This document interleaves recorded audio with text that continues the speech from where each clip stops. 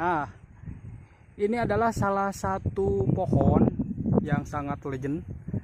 Kalau di kami di Sunda ini namanya pohon randu. Nggak tahu di tempat-tempat kalian masing-masing, nggak tahu ini apa namanya. Tapi buahnya menghasilkan kapuk. Tahu kan kapuk yang suka dipakai buat kasur, bantal. Nah, ini nih. Ini pohon sama buahnya kayak gini. Coba Wak, ngalawa euy. Hiji we lah. Mana we sok? Heeh. Bulahkeun we. Tuh, Wak. Ieu tah. Ieu ahli dalam perkuat kaitan mah. Acir. Tuh, Wak, menang ya. Tah.